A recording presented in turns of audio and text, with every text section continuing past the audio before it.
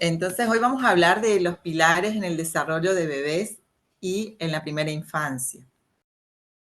¿Por qué nos centramos? Bueno, nosotros tomamos como referente a la autora Mirta Schockler, que ella habla sobre los organizadores del desarrollo.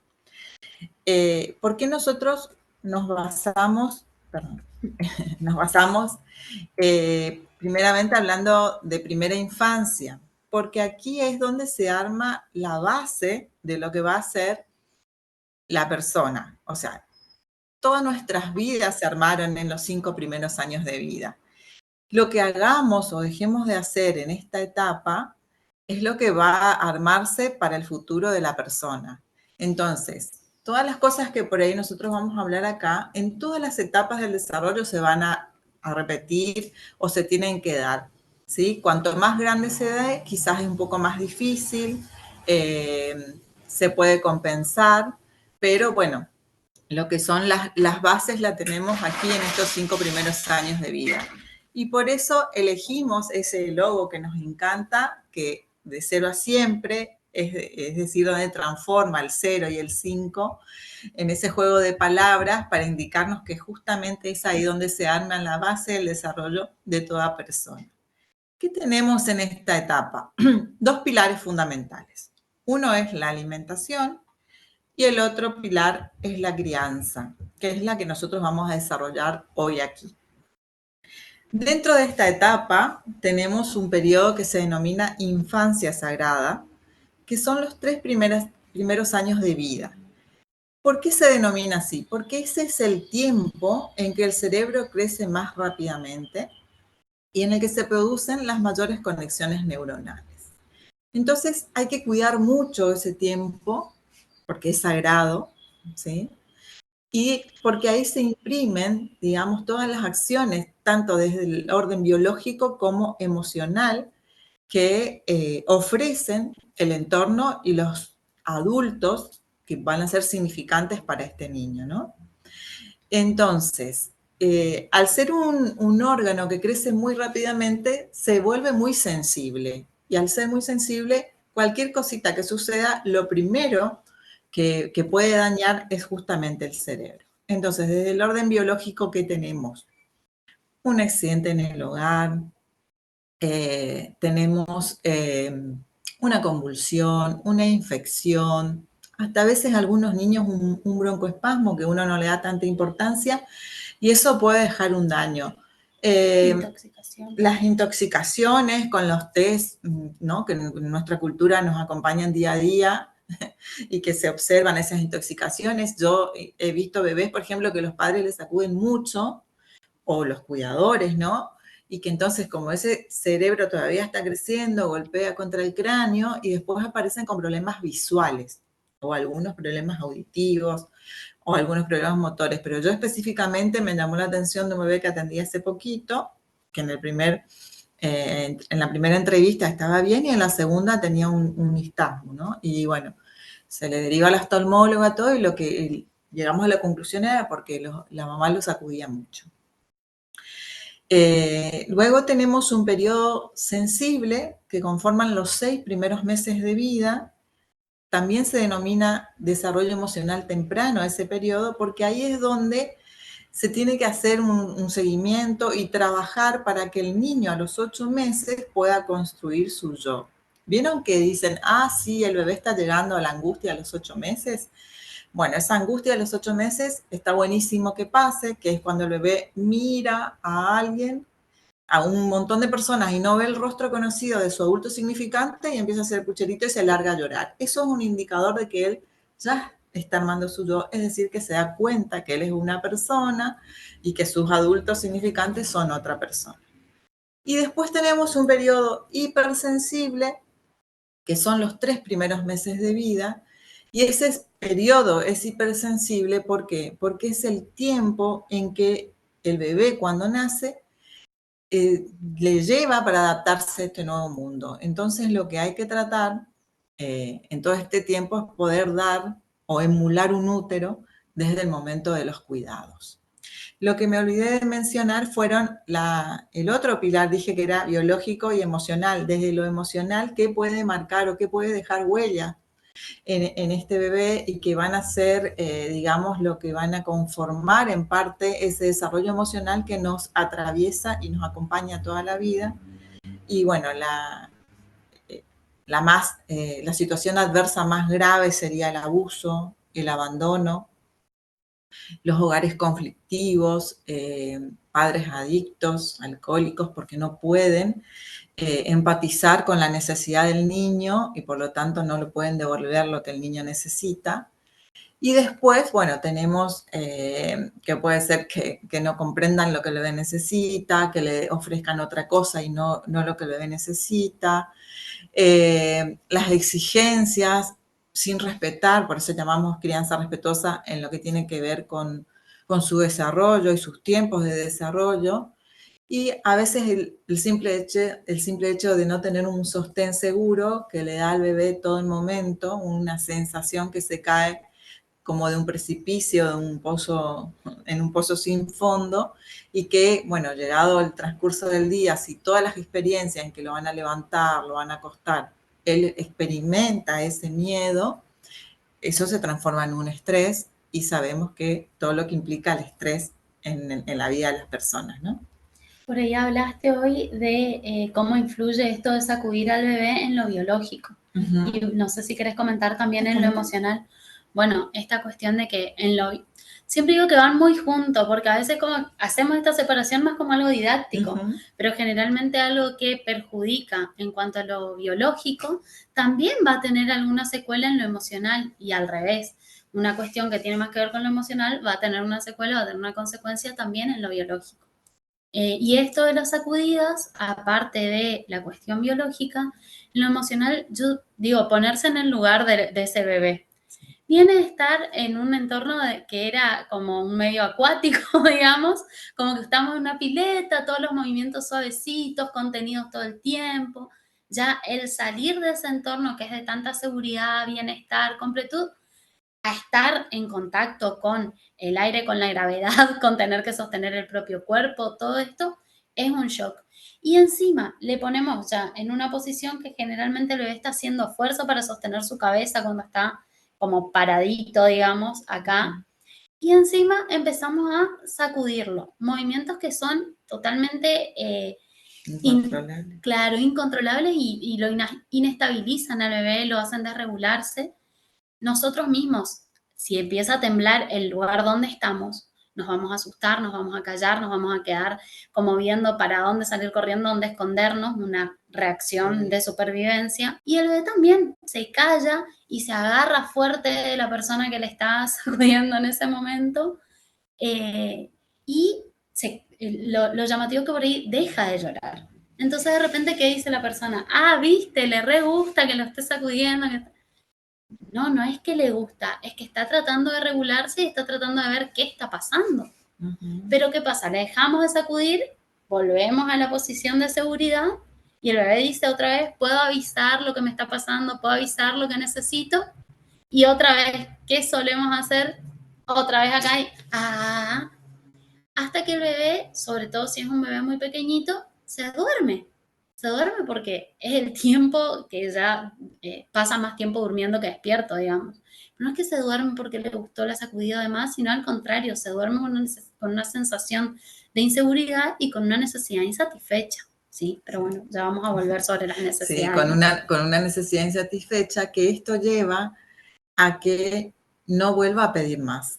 Entonces por ahí se transforman en bebés o en niños súper tranquilos, se dicen es tranquilo, no molesta, no habla, y no pide nada, qué sé yo, pero en realidad es un niño que está muy reprimido, digamos, en la expresión de sus emociones. Y bueno, y esto lo que quería decir es que, por ejemplo, ustedes se encuentran con un niño mayor de 5 años, pero igual va a tener que pasar estas etapas y a lo mejor todavía no estuvo ¿cómo sería la constitución del yo? Uh-huh. ¿Sí? O está ahí medio débil eso, y aunque sí tenga 7 años, 8 años, 9 años, hay que trabajar ofreciéndole cosas para que él avance al otro nivel y vaya sintiéndose cada vez más seguro. Y esto lo vamos a ver en un nene que por ahí, o una nena que por ahí se agarra, no se puede separar del otro, donde hay que separarse por alguna razón, grita desesperadamente, dice todos que vamos a decir, hace un berrinche, hace un escándalo, un malcriado, una malcriada. Y en realidad ese bebé lo que está sintiendo es que va a desaparecer si se le separa de ese otro con el que pudo entablar algún tipo de vínculo. Entonces, primero es necesario estar juntitos y después de a poco ir mostrándole que puede hacer cosas solo, que pueda ir descubriendo qué y cómo hacerlo y a ir separándose. Pero vamos a seguir avanzando si no hacemos... agotamos toda la charla en la primera diapositiva.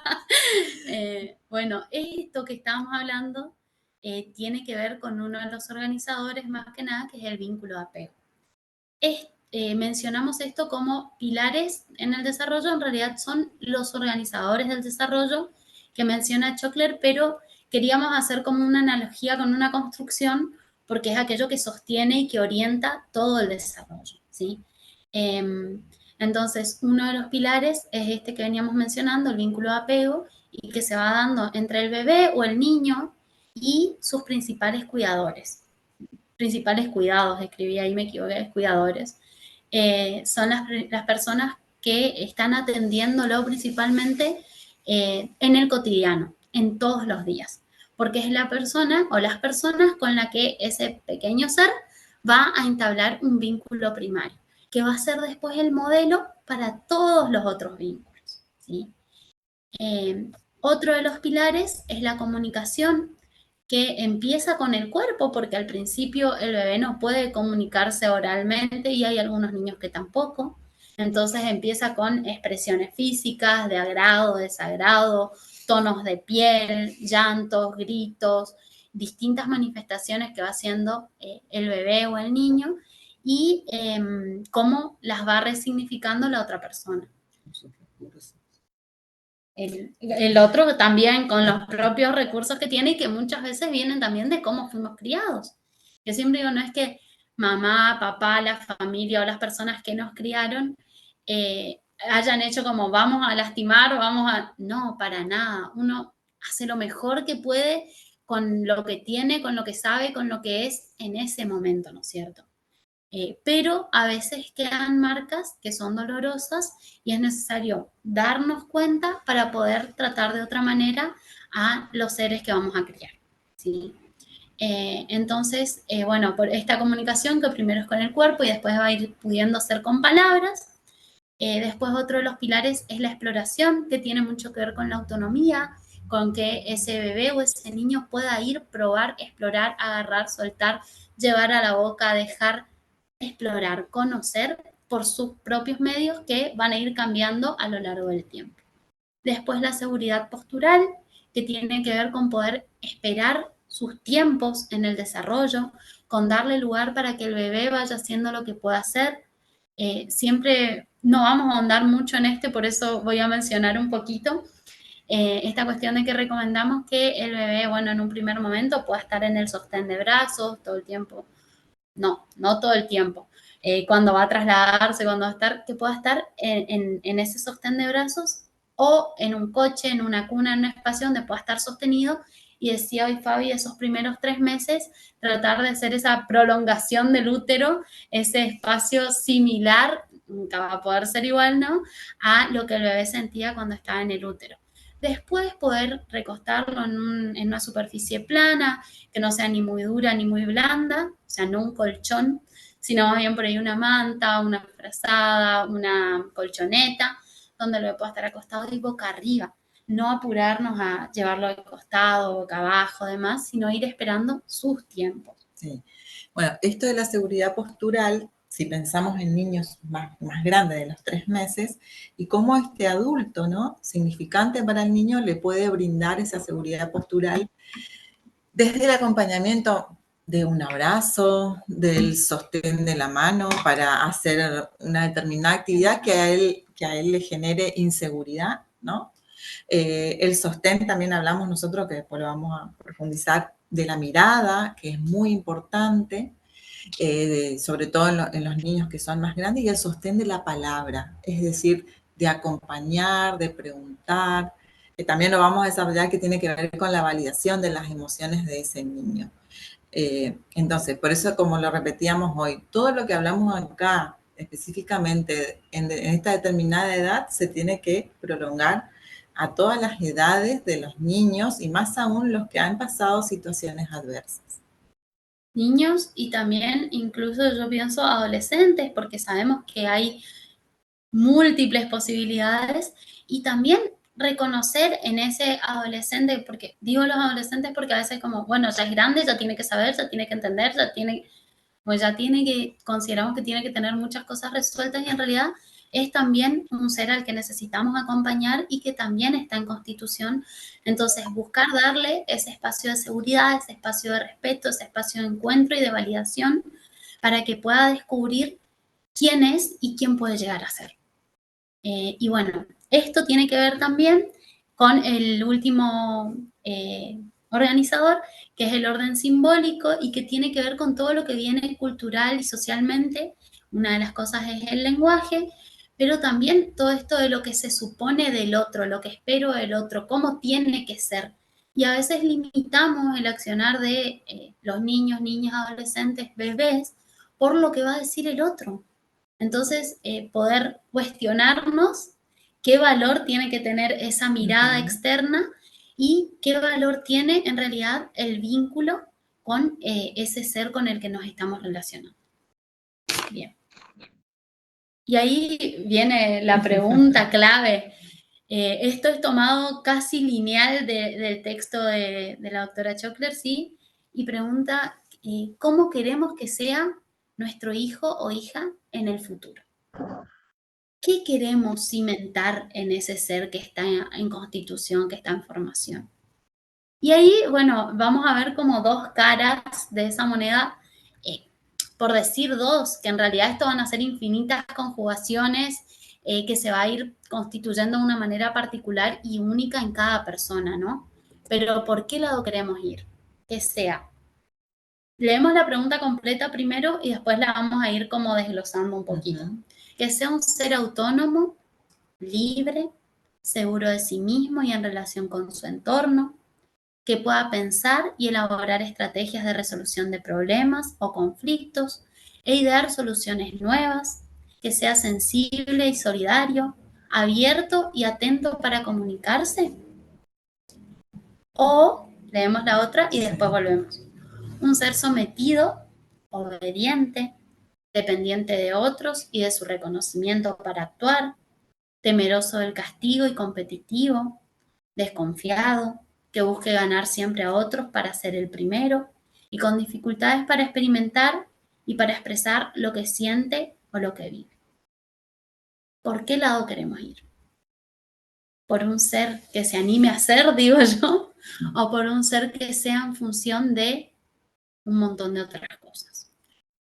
Y acá, en esto, ¿no? Del ser sometido, obediente, dependiente del otro, está muy marcada nuestras cuestiones culturales, ¿no? O que por ahí vemos que circulan, ¿no? El chancletazo, hoy soy lo que soy mediante el chancletazo, etcétera. Bueno, quizás eso era para un contexto distinto, y hoy cuando uno escucha o lee en las redes sociales esto, hoy soy lo que soy mediante el chancletazo, en realidad nos está contando que todavía esa persona no pudo superar esa huella negativa, digamos, que dejó esa forma de crianza que estaba muy en boga en ese momento sociohistórico, ¿no? Y también esto de la obediencia que trae consigo, hay padres que no permiten el error en el niño, ¿no? Y que trae, o actuar de una forma negociar. distinta a la que yo actuaría. Claro, a la que yo actuaría. Entonces, esto lleva, cuando nosotros por ahí les exigimos tanto la obediencia en el primer minuto, y o si no en el segundo ya viene un cinto que amenaza, y en el tercero quizás un chancletazo o un castigo, o yo me voy a enojar, el padre se pone ahí como algo importante, o te dejo acá y me voy, que son todas esas cosas que están instaladas en la cultura y que por ahí el que lo repite o los repetimos de manera inconsciente porque forman parte de nuestras matrices de crianza, no tiene que ver porque nosotros, si lo pensamos conscientemente, no lo vamos a hacer si pensamos todo el daño que estuviera ocasionando. Pero muchas veces no conocemos cuál es la dimensión que puede tener esa pauta de crianza con ese niño, ¿no?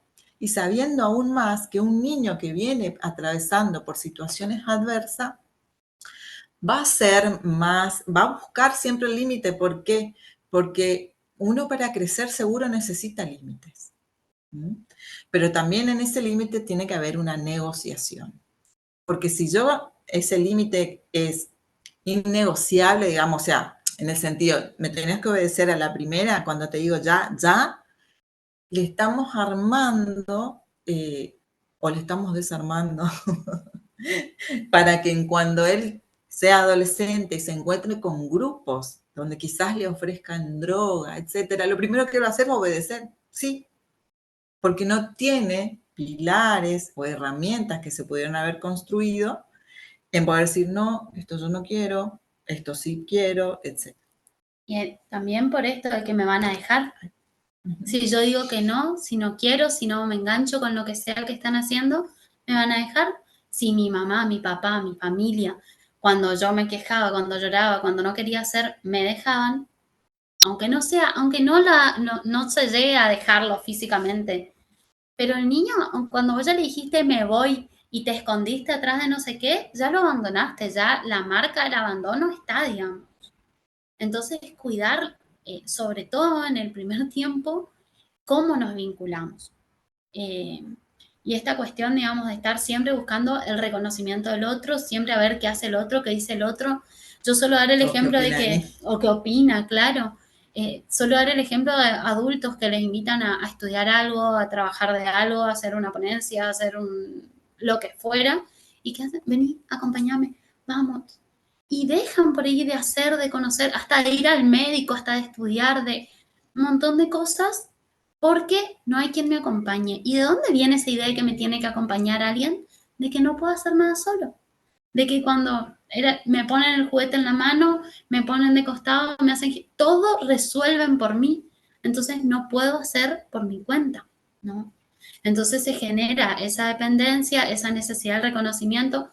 Justo veía el otro día esto del, muy bien, o sea, el otro lado, en vez de retar, castigar, te voy a dejar festejar todo lo que hace el niño. Y todo el tiempo, muy bien, muy bien, muy bien. En lugar por ir tanto, muy bien, decirle, mira, lograste apilar todo. Encontraste tal cosa, pudiste encastrar acá, pudiste resolver esta situación. Viste, no era tan complicado, lograste calmarte, pudiste superarlo, lo hicimos juntos, lo que fuera, digamos, pero más una descripción de lo que está pasando que el muy bien, sin un sentido, digamos. ¿Volvemos al anterior o no? Para pensar esto, digamos, la contracara. ¿Cómo hago para que ese ser que se está formando pueda ser autónomo, libre, seguro de sí mismo? Dándole lugar para que vaya viendo qué puede hacer y sosteniendo para que en los momentos donde no está encontrando cómo resolver, pueda recurrir a mí, pueda saber que hay una red de seguridad que somos nosotros y que podemos sostenerlo en esas situaciones que no puede resolver y ir ayudándolo a encontrar la forma de resolverlo a futuro. Que se anime a pensar, a ver, bueno, qué alternativas puedo buscar. Y para eso aparece esto de poder negociar, por decirlo de alguna manera, o encontrar una solución juntos, encontrar una alternativa juntos, ¿no? Y de esa manera poder resolver los conflictos con palabras o ir encontrando maneras de resolución que no sean violentas, ¿sí? Y el bebé y el niño va a ir aprendiendo en el encuentro conmigo, en el intercambio que se va dando. Entonces, yo tengo que ir mostrándole que hay una alternativa diferente, que podemos abordar una situación con tranquilidad sin por eso dejar que nos avasallen. Entonces le digo, bueno, esto no lo podemos hacer de esta manera y le explico el por qué no se puede hacer de esa manera. Entonces después cuando él quiera poner un límite a otra persona, sea de su edad, sea mayor, sea menor, lo va a hacer de una manera similar, explicando el por qué y esperando el tiempo del otro para procesarlo. Para favorecer justamente el desarrollo de un ser autónomo, como hablaba recién, ¿qué tenemos que hacer? Llevar adelante prácticas de crianza respetuosa. Y en algunos puntos nos vamos a detener como para marcar la diferencia entre qué es una crianza respetuosa y qué es no poner límite, no sostener, no acompañar, porque yo le dejo hacer lo que quiera. Porque a veces se confunde un poco qué es una crianza respetuosa con un libertinaje que ni siquiera le da el sostén para saber que tiene dónde agarrarse si se está por caer. ¿Sí? Entonces, bueno, ¿qué hacer como madres, padres, familia para mostrar el respeto por lo que este ser, por lo que este niño, esta niña, este adolescente, este bebé, este pequeño ser tiene de único e irrepetible, para darle valor a esa forma particular que tiene de hacer, no queriendo imponer la mía, sino dejando que construya la propia, pero en un lugar seguro? Y para valorar y respetar también sus formas de crecer, de aprender, sus gustos y sus intereses.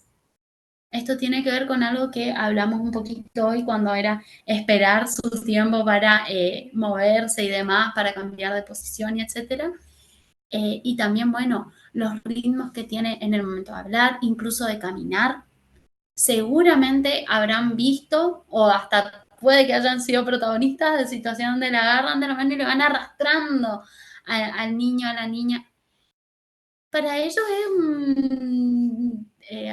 un desajuste porque no pueden ir a esa velocidad que nosotros pretendemos. Por ahí nosotros estamos caminando tranquilas con nuestras piernas largas, que las mías no son tan largas, pero vamos a ponerle que nuestras piernas largas y las de ellos son cortitas, les cuesta ir a esa velocidad.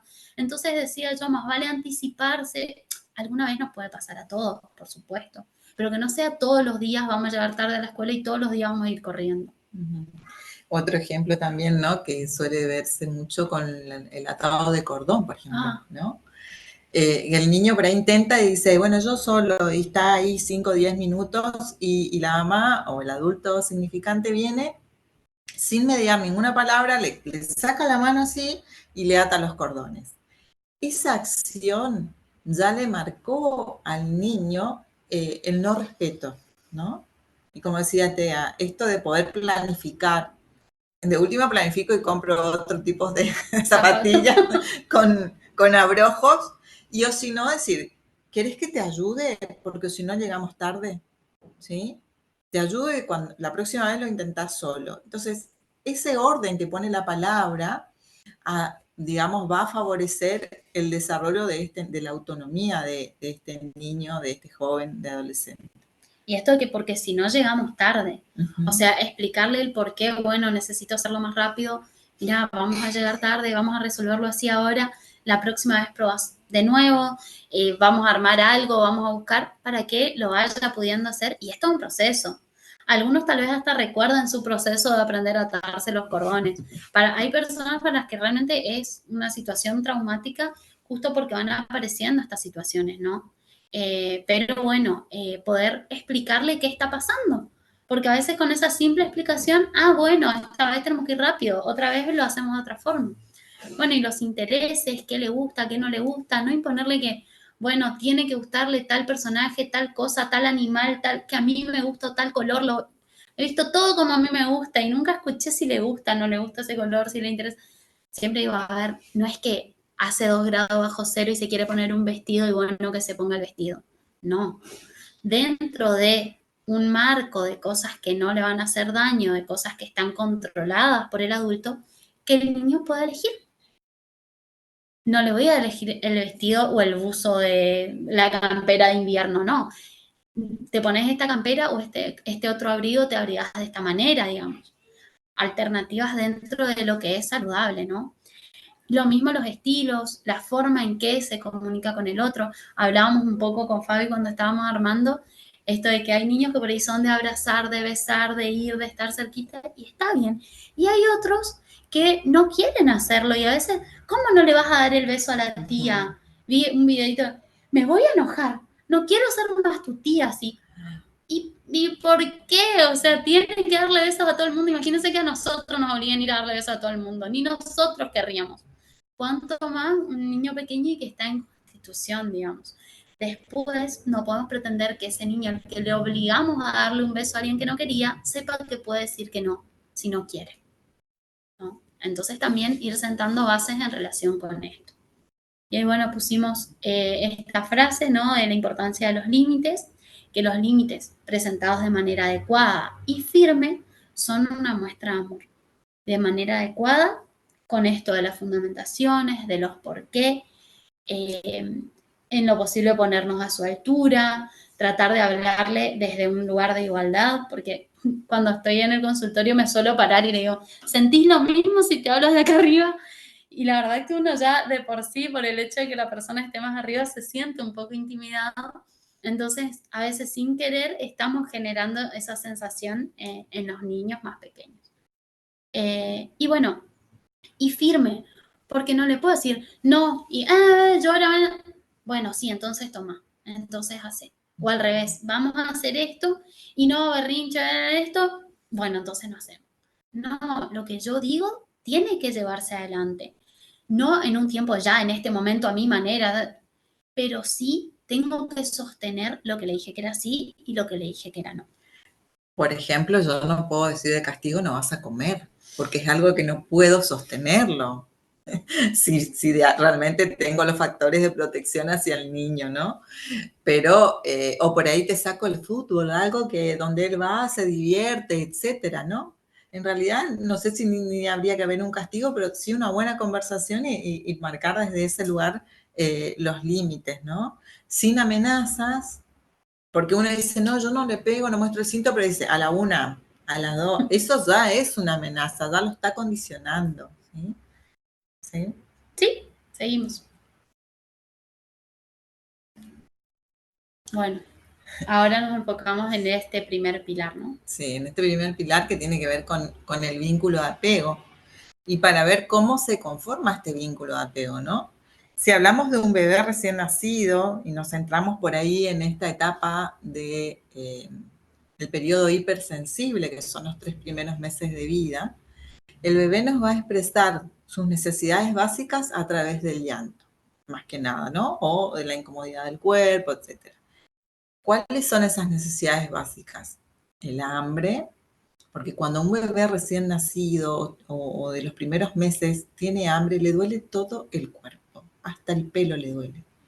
Y todavía es como que le cuesta diferenciar que ese dolor que tiene es de hambre. Entonces, ahí tiene que haber un adulto súper sensible y disponible a la necesidad de este niño o niña, ¿no? Para poder responder y darle eso que necesita y no otra cosa. Entonces, cuando el bebé tiene hambre o le duele la pancita porque tiene gases o porque tiene el pañal sucio o porque quizás una media, una ropa le está apretando o una etiqueta le está molestando, porque tiene frío, porque tiene calor. ¿Sueño dije? Porque tiene sueño y porque también quieren UPA, porque también quieren sentirse seguros, ¿sí? Entonces ese bebé lo va a pedir de la forma que tiene, que es el llanto. Entonces acá el adulto interpreta, ¿sí?, ese llanto y le dice, lo que vos necesitas, además de interpretarlo, acompaña con la palabra, lo que vos necesitas es esto. Y le da lo que necesita. Cuando le da lo que necesita, ese bebé se siente tan gratificado, tan confiado, o sea, tan gratificado, tan contento que dice, yo siempre digo el ejemplo de la leche, ¿no? De la alimentación cuando tiene hambre, porque realmente el dolor de él es para todo el cuerpo, que el bebé dice, wow, qué copado. Yo le conté a mi mamá que tenía hambre y mi mamá me entendió y me dio de comer. Significa que puedo confiar en ella. Y a partir de ese momento, todas las veces que tenga hambre, voy a llorar del mismo modo. Entonces ella ya sabe que este llanto va a ser por hambre. Y ahí empieza a armarse lo más maravilloso en la interacción de dos seres humanos, que es la comunicación. Y con un código muy particular, único, que solo entre ese bebé o ese niño y esa familia lo van a poder entender en muchos casos. Solo contar el ejemplo de un paciente que tenía y él me miraba así, sonreía, sonreía. Y yo dije, pero qué nene tan contento, si estaba en los 8 meses. Entonces me llamó la atención que ni me miró raro, nada. Él pura sonrisa. Yo le digo, pero qué sonriente que está. Y la mamá, va a hacer caca. Pasaron 5 minutos, el nene estaba haciendo caca, al ratito el olor ya nos avisó que fue efectivo. Y la mamá le cambió. Yo nunca iba a pensar que ese nene estaba por hacer caca. Pero en este caso era la mamá la que estaba, la mamá sabía porque pudo entablar ese vínculo de comunicación. Y así como eso, ustedes después van a tener 1000 ejemplos de cosas que ustedes van entendiendo y que se van volviendo un código único al interior de la familia. Bien, ahí es cuando se da el vínculo seguro. Y si esto lo trasladamos a un niño más grande, también tiene necesidades, ¿sí? Quizás su necesidad sea que no ingresen en la habitación sin golpear. Quizás su necesidad, y que a lo mejor si lo hacen se va a enojar, quizás llore, quizás patalee. Quizás su necesidad sea que quiere almorzar con toda la familia. O sea, siempre va a haber, no hay berrinches sin causas, ¿no? O enojos sin causas en un niño o en un adolescente. Siempre hay algo detrás que nosotros tenemos que tratar de descubrir para poder acompañar y devolver eso que él necesita y no otra cosa.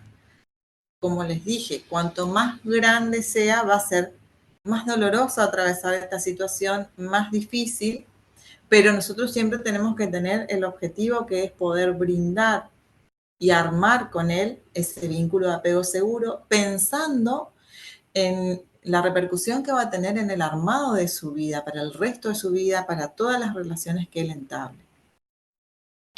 Yo creo que ahí con niños más grandes, algo que debe mediar necesariamente es la palabra. Entonces, no, vos cerrás, yo te voy a abrir la puerta. No ir a imponernos nosotros también haciendo un berrinche, porque a veces pasa, tanto con los padres de niños pequeños como con los padres de niños más grandes, parece que el adulto también se engancha en el berrinche del niño o del adolescente. Entonces, si yo le quiero mostrar que hay otra forma de accionar, necesito yo accionar de otra forma. Entonces, quiero hablar con vos, podés volver a abrir la puerta, esperar a que pueda abrir, darle ese tiempo que necesita por ahí, suponiendo esto de que cerró la puerta, o si tiró algo. A ver, tiraste esto, bueno, ahora vamos a tener que juntarlo, mira lo que pasó, mostrarle las consecuencias, pero ¿por qué tiraste? ¿Qué fue lo que te molestó? Preguntar, y a veces es algo que ni el mismo niño o adolescente se preguntó, sino que reaccionó como sin pensarlo y de repente nuestra pregunta le habilita a pensarse y después poder accionar de una manera diferente, ¿no? Bien. Pero hay otros tipos de vínculo. Acá estamos con esto, que el vínculo de apego seguro protege, contiene, sostiene y tranquiliza al niño, a la niña y al adolescente en su contacto con el mundo, ¿no? Pero ahí sigue todo con vínculo seguro. Me parece que nos quedó una diapositiva ahí en eso. Cuando no se da de esta manera, cuando en lugar de responderle dándole lo que el bebé necesita, o no se le responde porque aparece todo esto, hay de que se van a madurar los pulmones, hay de que aprenda a calmarse solito, hay un montón de cosas que circulan socialmente, entonces el niño o el bebé llora y no le hagas caso, déjale, vamos a esperar, vamos, y se queda llorando solo, y ahí, bueno, pasa esto que hablaba Fabio hoy, de que se vuelve súper independiente, cuando en realidad lo que está pasando es que se está generando un vínculo evitativo donde bueno, hablamos del bebé, pero puede suceder lo mismo y de hecho que sucede con niños o con adolescentes, donde no quiere vincularse con el otro, no quiere encontrarse porque ya se ha sentido tan herido que no quiere confiar de nuevo en esa persona. Entonces, para poder reentablar y restaurar esa relación, es necesario como desandar ese camino, muchas veces pedir perdón, volver a buscar ese encuentro, sea con la mirada, sea con las palabras, y buscar entablar un vínculo distinto. Lo otro que puede pasar es que se le responda, pero de una manera que no es adecuada. Supongamos, en este caso, que tenga hambre, le agarran al bebé y a las sacudidas que ya hablamos hoy, y la otra que es súper habitual y que encima baby shower, casi equivalente a chupete, seguro, casi seguro va a recibir algún chupete el bebé. ¿Qué podemos hacer con ese chupete? eh, yo incluso, bueno, por ahí digo que se puede llegar a usar después cuando el bebé ya es más grande, que agarra, chupa, tira, suelta, ponerle algún colorcito, alguna cintita que lo tenga de sonajero, demás. Pero esto de agarrar el chupete y metérselo en la boca al bebé, y que el 99,9% de los bebés lo que hace es escupir, y se le empuja, se le empuja, se le empuja hasta que, bueno, se queda chupando el chupete, pero porque el chupete está hecho para que se quede chupando, entonces después cuesta un montón volver a sacarlo. Pero además, cuando el bebé no quiere, después dice, bueno, a ver qué onda con esto que tanto me insisten, sí. y el placer está en la boca, y me gusta tanto que ya me vuelvo como adicto al chupete y no lo puedo dejar. Y ahí, aunque no nos damos cuenta, aparecen situaciones de violencia del adulto para quitarle el chupete después de los 3 años, ¿no? Primero lo violentamos para que agarre el chupete, después para que saque el chupete. O sea, es terrible, sí, digamos. Y esto que decía Tea, el vínculo evitativo, tiene mucho que ver, ¿no? Cuando una cosa que el bebé llora porque tiene una necesidad, vamos a suponer que es frío, y el adulto le pone el chupete. Y el chupete no le está abrigando en ese momento. Entonces, esa necesidad que tenía el bebé queda irresuelta. O, bueno, lo sacudimos, tampoco le estamos abrigando. Entonces queda resuelta. Yo siempre le digo a los padres el ejemplo, ¿no? Si yo le pido un vaso de agua a Claudia, Claudia viene y me trae un pedazo de pan. Después yo le digo, no, Claudia, yo te pedí agua. Viene y me trae un vaso de Coca-Cola. Ufa, Claudia, te pedí agua. Y me dice, pero ya contesto mis mensajes, ya voy. Yo, Fabiana, como adulta, ¿le voy a seguir pidiendo el agua? No. ¿Qué voy a hacer? Me voy a levantar y voy a buscar yo sola. ¿Y por qué? Porque ya me di cuenta que Claudia no tiene 5 ganas de traerme el agua, o que no entendió lo que le estoy pidiendo. Bueno, eso sucede con los niños, que son ese exceso de autonomía, que lamentablemente lo vemos a diario en el consultorio, que no tienen lenguaje, que no tienen comunicación con el adulto, pero se sirven solo la chocolatada a los 2 años. Y eso no es lo esperable para un niño de 2 años, porque todavía está dentro de esta etapa de la dependencia del adulto. Bien, y puede suceder o esto de que se genere el vínculo evitativo, donde el niño trata de resolver por su cuenta y como puede. Hay un capítulo de Los Simpsons que Lisa, no sé, la hermana, la nena, se termina cerrando el pañal sola y poniendo el alfiler todo sola porque le están todo atendiendo a Bart, que es el hermano más grande. Y yo a veces digo, esté o no esté el hermano más grande, o esté o no esté otra persona, a veces desatendemos tanto al niño que, bueno, no se va a poner el pañal solo porque no puede, no es una caricatura, es una exageración, pero hace cosas como esto de servirse la leche que no son esperables para la edad, se pone, se saca un montón de ropas todas sola, que sí, algunas tiene que ir pudiendo y es la idea que se vaya volviendo cada vez más autónomo, pero no está ese acompañamiento, sino que el niño ya se vuelve casi independiente del adulto y que no es tampoco pero esa sin la lenguaje. idea. Pero sí, claro, sí. Sin lenguaje y comunicación. Y lo otro es el vínculo ambivalente, donde el bebé empieza a llorar, llorar, llorar, llorar, a ver si en alguno de todos esos llantos se descubre qué es lo que necesita. Yo en estos 4 años una vez me tocó un caso así, y que hasta yo en un momento dudé si era algo orgánico lo que le pasaba, y le dije, mira, estas son las pautas, vamos a trabajar así, nos vamos a ver en 10 días, pero vayan por las dudas al pediátrico a ver si no le pasa algo, porque dije, por ahí le mando a la casa y no, volvieron, no era nada, físicamente no le pasaba nada. Era una cuestión emocional y fue arduo el trabajo. Una vez que el nene empezó a estar mejor, después dejaron de venir, así que no sé cómo estar ahora. Ojalá que no vuelvan porque el nene esté bien, digamos, pero bueno, esta cuestión de que es difícil después reanudar ese vínculo. Bueno, sí. Ahora sí podemos enfocarnos en el que nos interesa, que es el vínculo seguro, ¿no es cierto? Esto ya comentamos hoy. Y ahora vamos a hablar de algunas cosas para favorecer el vínculo de apego seguro. Sí. Entonces, las herramientas principales para favorecer el vínculo de apego seguro son la mirada, la palabra, porque nosotros nos conformamos como sujetos, es decir, como seres humanos, mediante la palabra, y el sostén seguro, que de acuerdo a la edad, estos van a ir, o sea, a un niño de 5 años, de 7 años, no lo vamos a alzar como un bebé, pero lo vamos a sostener corporalmente, desde la palabra y con la mirada, ¿sí? Y estos siempre van a estar presentes estas herramientas en los momentos más estimulantes para el bebé, el niño, la niña y el adolescente, que son los momentos, nosotros decimos, de los cuidados, que son los momentos donde hay encuentros con la familia, que es la alimentación, en un bebé sería el cambiado del pañal, el baño, la vestimenta, que son momentos en un bebé pequeño que ayudan a la interacción con ese adulto y que deben reunir ciertas características, ¿no? Por ejemplo, en un bebé pequeño, para que haya contacto visual, para que uno pueda interactuar, esa mirada que atrape al otro, además el niño a través de la mirada lo que busca es un equilibrio, por eso desde que nace demanda la mirada del adulto, no debe exceder los 30 centímetros, que es justo la postura cuando en los 3 primeros meses lo alzo así. Y es por esto que decimos, cuando le vamos a poner límite, vamos a charlar con un niño pequeño o con un niño, siempre a la altura de él, porque lo que buscamos es esa distancia de los 30 centímetros.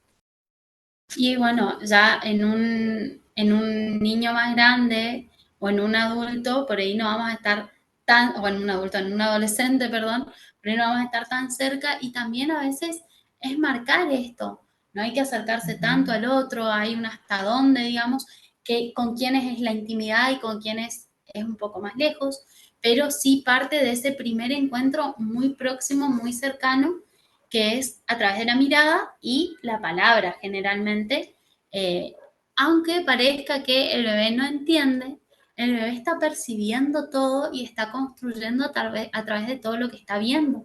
Entonces yo desde el primer momento que tengo contacto, empiezo a hablarle, empiezo a contarle que lo esperé mucho, que me pone muy contenta encontrarme con él, con ella.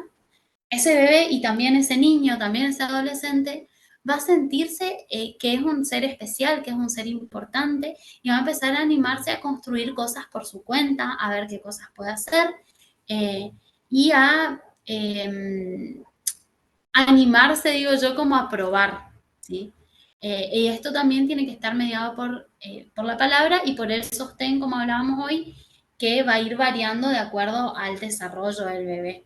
Pero hablamos en este momento de la alimentación con los bebés, en el momento del cambiado también buscar esa misma distancia y en el momento del baño también, porque estando más lejos el bebé te ve como borroso, desdibujado, entonces es necesario estar muy próximo y acompañar esto con la palabra de poder anticiparle qué es lo que va a pasar. Y esto de la anticipación con la palabra creo que también se traslada a los niños, a los adolescentes. Vamos a hacer esto, busca, prepárate para tal cosa, vamos a ir de visita a tal lugar, tenemos que emprender esta situación. Entonces, anticiparle qué es lo que va a ir pasando en el bebé paso por paso. En el bebé, a ver qué pasó, te hiciste pis, sí, vamos a mirar ese pañal, lo acostamos suavemente, a ver, sí, está muy cargado, permiso, te voy a sacar el pantalón, ahora te voy a sacar el pañal, te voy a limpiar. Voy contando, como haciendo un relato de cada cosa que voy haciendo para que el bebé lo vaya construyendo en lo simbólico, decimos, en esto que no vemos pero que está. Bien. Bueno, esto ya lo dijimos, ¿sí? Sí, sí, que se va construyendo en el primer contacto. Bueno, el bebé va logrando unificarse y esto que hablábamos hoy, ¿no? De que en un niño, en un adolescente también puede pasar esto, unificarse tiene que ver con la constitución del yo. Y hay que ver cómo está realmente el otro y cómo le ayudo a poder reconocerse como un otro y a poder desde ahí relacionarse. Bien. Volviendo al bebé, pasa que estaba pensado en realidad en un principio para bebés, después lo adoptamos un poco para más grandes, pero bueno, esto el bebé necesita esa proximidad, el adulto también, el adulto, Que el ojalá, niño ¿no? también, ¿sí? Todas las adopciones se pudieran dar lo más temprano Sí, posible sería lo ideal. para poder armar esto, ¿no? Constituir a este niño, niña, ya desde pequeñito y que él pueda ir estableciendo este vínculo de apego seguro con sus figuras Y con la persona que va a ser parentales, su ¿sí? mamá, su papá, Ajá, toda su vida. sí. Y para evitar también las experiencias de dolor, de angustia, las experiencias traumáticas que puede vivir. previo a eso, ¿no? Disminuirlas lo máximo posible. Y bueno, buscar eso, esa seguridad, esa contención, la confianza. Y fíjense que, bueno, acá estamos hablando del bebé, pero cámbienle por niño o niña adolescente. Necesita la proximidad, necesita la calma, necesita la comprensión. Y eso le va a dar seguridad para empezar a abrirse al mundo.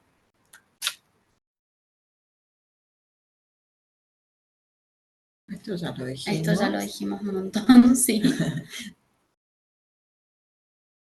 Bueno, acá vamos a hablar sobre el vínculo de apego y la validación de las emociones, que es muy importante validar, ¿sí? Porque es como ponerse en el lugar de él o decirlo yo te entiendo, ¿sí? Por ejemplo, cuando le agarra un berrinche, y volvemos a un niño pequeño primero, y le decimos, no llores, ya está. No pasó nada. No pasó nada. O el que se cae, ¿no? El niño que se cae, eso también lo veo a diario en el consultorio. Y se golpea en la cabeza y los padres, no pasó nada, miremos para otro lado. O algunos, hace poco tenía otro que decían, guapo, arriba.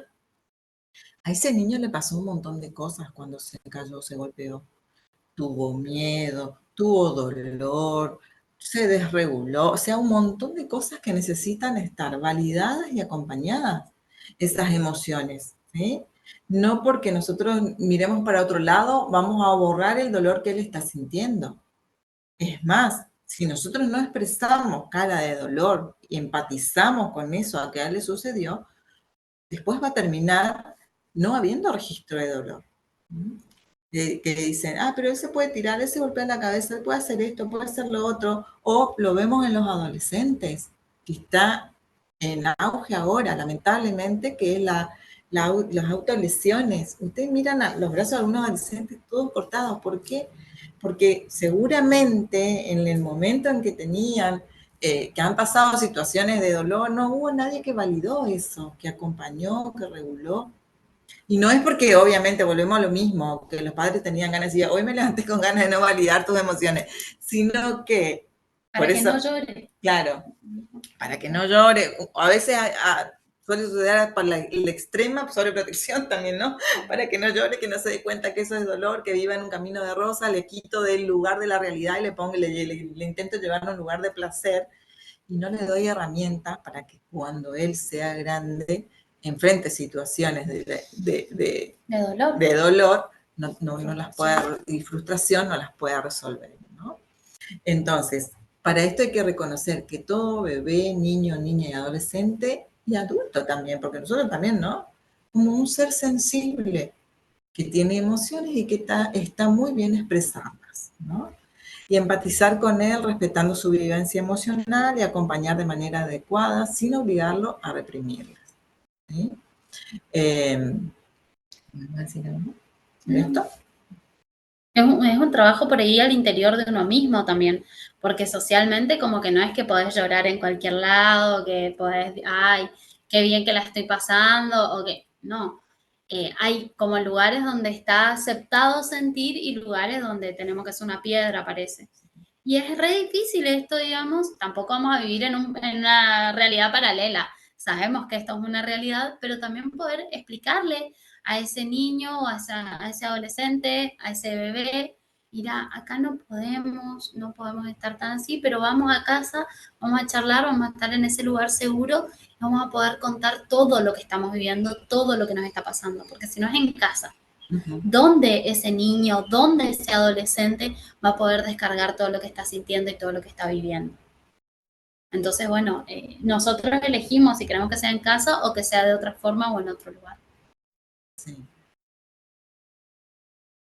Era un repaso de cuáles son los pilares y bueno, nos parecía que concentrarnos en lo que es el vínculo para esta charla ya era suficiente para no sobrecargar de cosas y abrumar de manera que ya después no... entonces, bueno, nos enfocamos en ese primer organizador, que es el vínculo de apego. Recordamos que están los otros. Y bueno, tal vez en algún momento nos volvamos a encontrar y charlar de los otros organizadores. Sí, yo quería simplemente comentarles que esto que decía Tea, ¿no? Que no solamente en estos casos hablamos de niños o de bebés muy pequeños, sino que también la crianza respetuosa. También debemos considerar a niños de la segunda infancia y adolescentes, ¿no? Yo coincido mucho en esto, sobre todo estos parámetros de que hablaban Tea y Fabiana, ¿no? El tema del respeto por los tiempos, el respeto, digamos, por el ritmo, ¿no? No todos pueden aprender de la misma manera. Esto no sucede por ahí con muchas dimensiones, sobre todo con educación, que notamos a veces que a las familias le preocupa muchísimo el tema del nivel de escolaridad y cómo es el ajuste respecto de esa escolaridad. Es decir, a veces comienzan y aceptan una vinculación adoptiva con niños de la segunda infancia, estamos hablando, por ejemplo, de 6, 7 años, 8, y cuando aparece estas edades o estas vinculaciones adoptivas de niños protagonistas de sus propios procesos de 8 años, y esto es lo que nosotros tratamos de transmitir, a la vez aparecen algunas dificultades y algunos obstáculos que tienen que ver con el respeto por los tiempos, ¿no? Esto de que no todos podemos aprender del mismo modo, de la misma manera. Existe esto de avances y retrocesos, sobre todo cuando comienza una etapa de integración familiar, ¿no? Esto del respeto por los tiempos de los niños, em, a ver, para poder integrarse, para poder acomodarse al nuevo escenario, no solamente familiar, y que tiene que ver con dos sujetos, esto que hablaba hoy Fabiana, ¿no? El adulto significante, decía ella, ¿no? El sujeto significante puede ser, y muy bien para mí, estas categorías de análisis, porque no solamente el niño está conformando este vínculo familiar con el papá, mamá, sino también es nieto, pasa a ser primo, a veces, muchas veces, como decía Belén, también pasa a ser un hermano. Entonces hay muchos vínculos, primos, a veces hasta tíos, porque tenemos también diferentes tipos de familias, ¿no? Esto que tiene que ver con la diversidad familiar. Y a veces notamos como principal obstáculo estas dimensiones de las que hablaban Fabiana y Tea, ¿no? Sobre todo los tiempos, el ritmo, esto de poder construir un vínculo de apego sin consideración a la etapa de la niñez o de la adolescencia que está transitando ese niño o ese adolescente, ¿no? Esto de por ahí no poder hablar, esto de respetar esos tiempos para poder lograr la integración familiar. A veces vemos que 2 semanas o 3 semanas estamos hablando de que no puedo, no puedo. Y me parece que por ahí tiene que ver un poco con este escenario de que nos presentaban tan claramente Tea y Fabiana.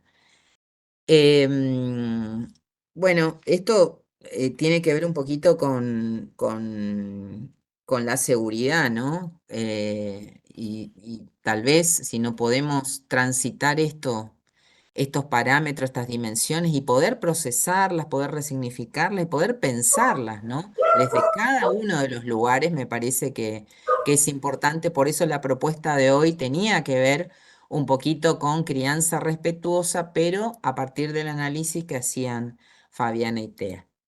Así que gracias chicas, gracias Fabiana, gracias Tea, me pareció súper pertinente, y coincido con Belén no solamente respecto de los niños de la primera infancia, sino también con otros un poquitito más grandes que son generalmente la gran mayoría y que están a la espera de una familia. Lo que sí es importante para sea la etapa o la edad que tenga el niño, niña, bebé o adolescente que van a adoptar, que busquen un acompañamiento. Porque así como ellos están solos y con miedos, los padres que los esperan también están solos y con miedo. Y que muchas veces solos, intentando armar ese vínculo, quizás va a ser mucho más pesada la carga o más difícil. Entonces es importante buscar a alguien que acompañe todo este proceso, que los sostenga a ustedes para que ustedes puedan sostener a estos niños, niñas o adolescentes, ¿no?